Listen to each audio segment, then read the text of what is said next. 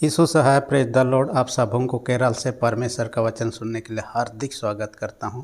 अक्सर कई बातों को लेकर हमारे मन में संदेह उत्पन्न होता है और संदेह के बारे में एक विद्वान का ऐसा कहना है, संदेह जो है सच्चाई से ज़्यादा झूठ के करीब होता है। यानी कि सच्चाई भी हो सकता है लेकिन ज़्यादातर झूठ के करीब होता है संदेह। इसलिए संदेह को दूर करना बहुत ही ज़रूरी है। कोरिन्थ मंडली में जो आज का वचन हम देखने पा रहे हैं, पहला कोरिन्थ 15 अध्याय 1 से 11 पद में इसी प्रकार के संदेह के बातों को जो यीशु मसीह के झूठने को लेकर था, पौलुस प्रेरित दूर करने का कोशिश करता है आज का वचन के द्वारा से। जैसा कि आप जानते हैं, कोरिन्थ मंडली की स्थापना पौलुस प्रेरित अपने दूसरा मिशनरी यात्रा के क्रम में किया था और लोग यीशु मसीह के सुसमाचार को पौलुस से सुना और विश्वास किया। लेकिन बाद में उनको जब तीसरी मिशनरी यात्रा के दरमियान में इफिसुस में पहुंचा, वहाँ उनको खबर मिला कि कई लोग विश्वास से भटक रहे हैं, गलत शिक्षा में पढ़ रहे हैं।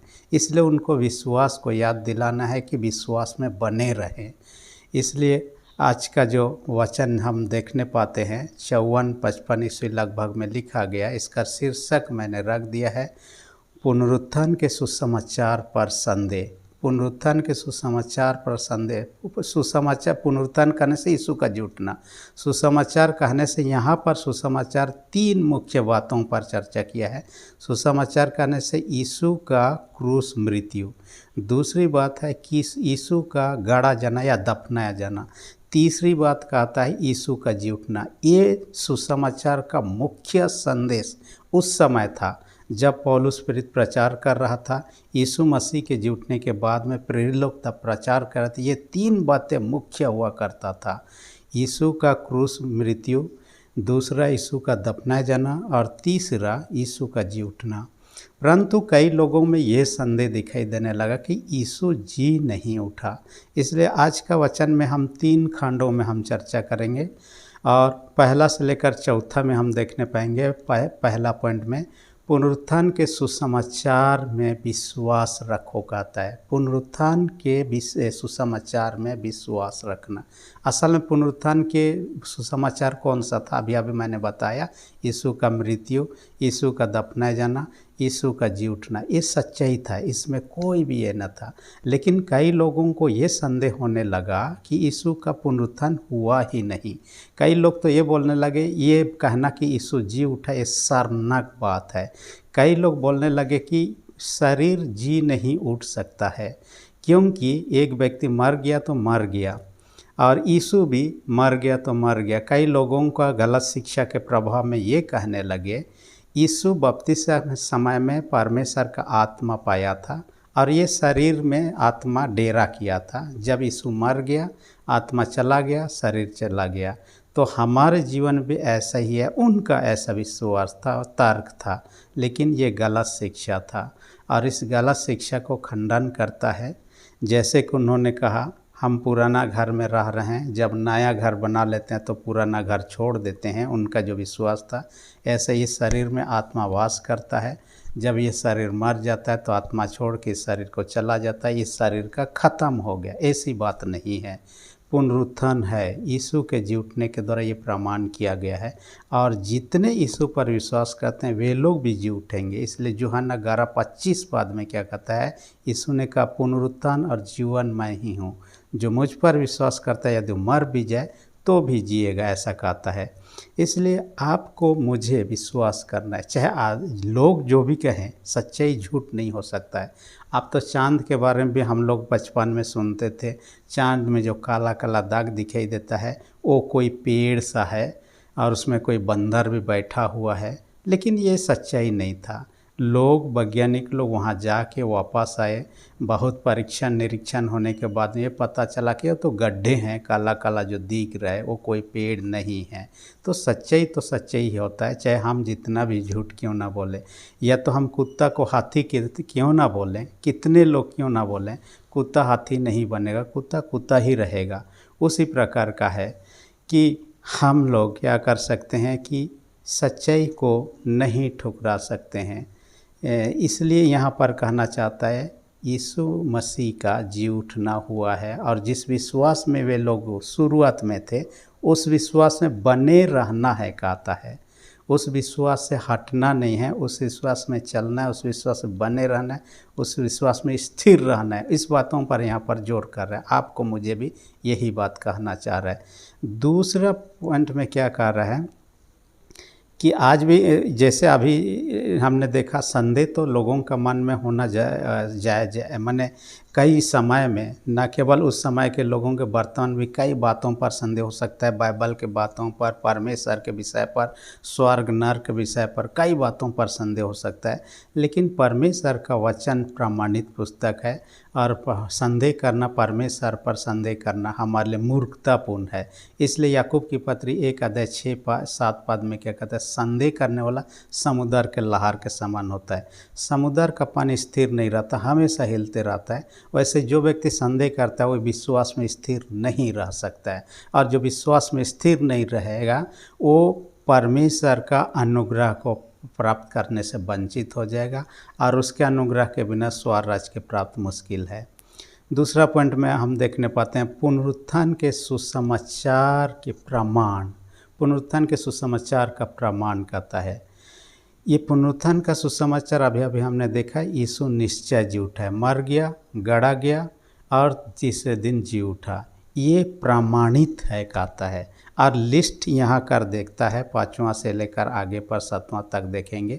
लिस्ट में पतरस का नाम देता है। पतरस ने यीशु का दर्शन किया जी उठने के बाद में। प्रेरितों ने, यानी यीशु का चेलों ने यीशु का दर्शन किया जी उठने के बाद में। ये कई बातें मनगढ़ंत बातें नहीं है, कहानी बातें नहीं है, सच्चाई है, ये कहना चाहता है। तीसरी बात क्या कहता है, 500 लोगों ने एक साथ यीशु को देखा, और यहाँ पर वर्णन करता है उनमें से, यानी कि जिस समय यीशु मसीह जी उठा और उसके बाद जब पत्र लिख रहा है, 30 साल का 20-30 साल का गैप है, 20 साल करीब कहिए, तो 20 साल का गैप के बाद में ये लिख रहा है। तो कुछ लोग मर चुके थे 500 में से, कुछ लोग अभी भी उनके बीच में थे, ये बता रहा है। और उनका रहते ऐसा झूठ नहीं लिख सकता था पौलुस। आगे क्या कहता है, याकूब, यीशु का भाई याकूब शुरुआत में यीशु पर विश्वास नहीं करता था, लेकिन यीशु का दर्शन पाने के बाद में वो विश्वास किया, इसलिए उसका नाम कहता है। अंत में क्या कहता है पौलुस, यानी कि अपने बारे में, और अपने यीशु का दर्शन उन्होंने किया जब दमिश्क जा रहा था। रास्ते में यीशु का रोशनी उस पर पड़ता है, आँख अंधे होने लगता है, यीशु उनको दर्शन देता है, लेकिन उस दिन के बाद देखने नहीं पाता है। 3 दिन के बाद में अननियास उसके लिए प्रार्थना करता है, तब आँख दिखने लगता है। उस दर्शन के बाद में पौलुस का जीवन बदल जाता है।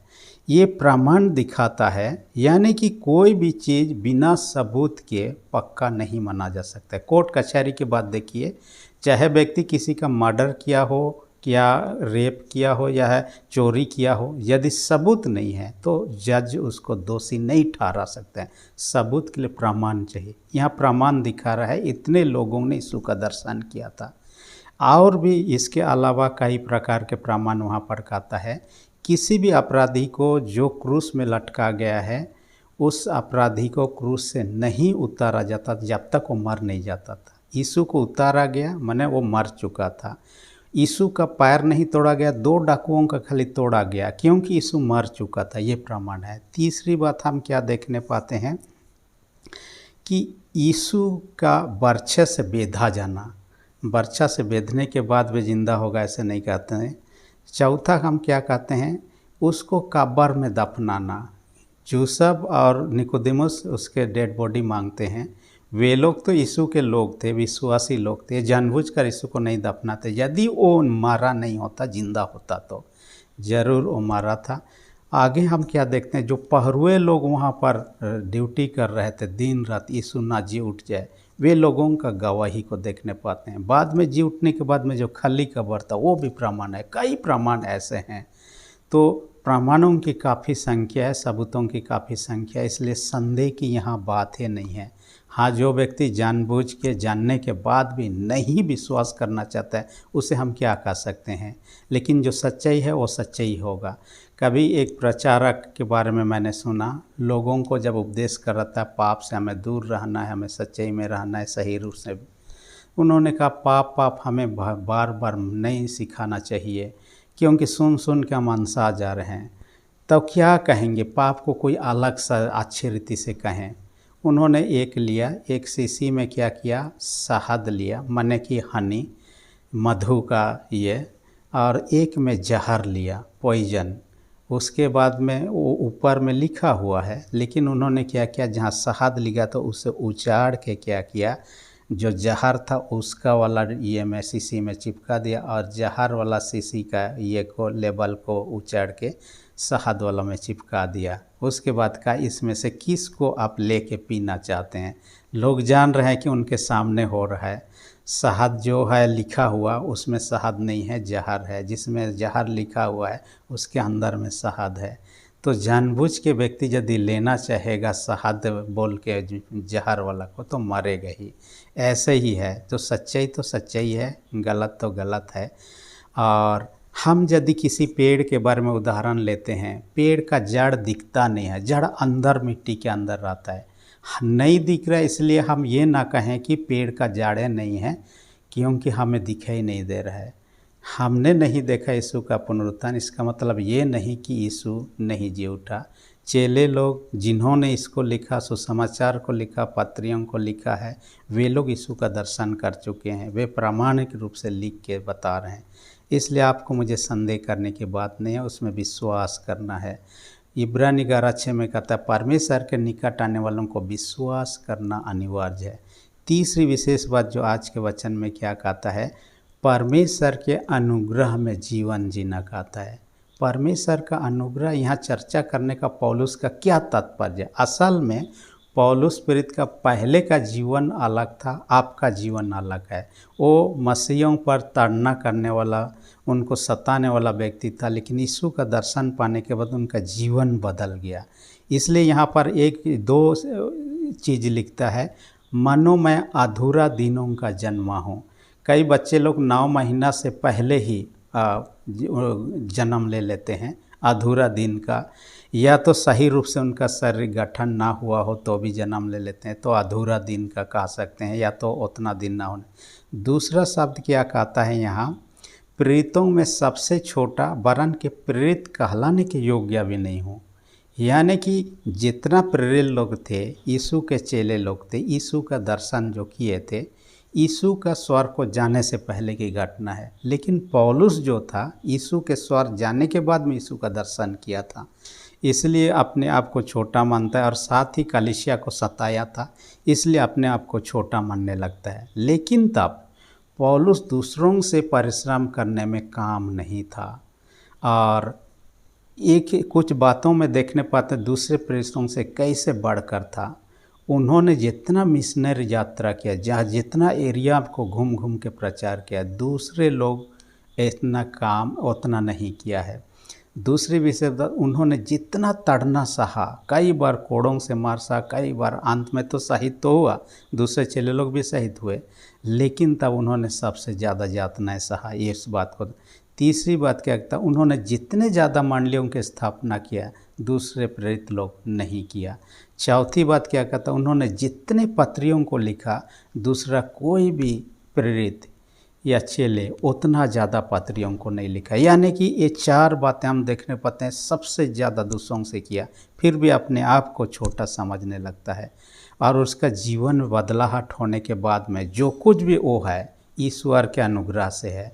आज हम भी कह सकते हैं, आपके मेरे जीवन में जो कुछ भी है, हम जो नाम कमाए हैं, शिक्षा, धन दौलत, परिवार, जितना भी चीज़ है, सारे परमेश्वर के अनुग्रह से पाए हैं। इसलिए परमेश्वर के अनुग्रह में यह स्मरण करना है, धन्यवाद देना है, अनुग्रह में जीवन को व्यतीत करना है, जैसे पौलुस प्रेरित था। आपके मेरे जीवन में परमेश्वर का परिवर्तन आने के बाद में हमें उसके अनुग्रह के लिए कोई व्यक्ति हमें सहायता करता है तो हम क्या करते हैं, धन्यवाद या थैंक यू बोलते हैं। परमेश्वर ने यीशु मसीह के द्वारा आपके मेरे लिए जो काम किया, उसके लिए थैंक यू कहना बहुत ही काम होगा। 1 थिस्सलुनी 5:18 में कहता है, हर बातों में हमें परमेश्वर को धन्यवाद देना चाहिए, ऐसा कहता है। संत अगस्टिन के बारे में मैं पढ़ रहा था। ये जब लड़का था उस समय परमेश्वर में विश्वास नहीं करता था। उसका जीवन परमेश्वर धर्म कर्म से उतना ज़्यादा नहीं प्रभावित हुआ था। एक दिन अपने बगीचा में बैठा हुआ था और सोच रहा था आध्यात्मिकता के बारे में, ईश्वर के बारे में। कई प्रकार के मन में विचार आने लगे, क्या हो सकता है, कौन हो सकता है, कैसा हो सकता है। तब उसको एक आवाज़ सुनाई दिया बगीचा में ही, लो और पढ़ो। बाइबल के बारे में उनको कहा था, बाइबल लो और पढ़ो।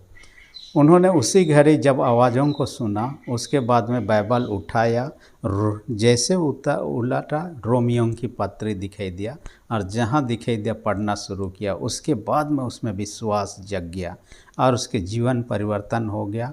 और बाद में हम जानते एक थियोलॉजियन के रूप में, एक दार्शनिक के रूप में, इतिहास में प्रसिद्ध के रूप में, जो भी रहा, उनके जीवन में बदलाहट आता है।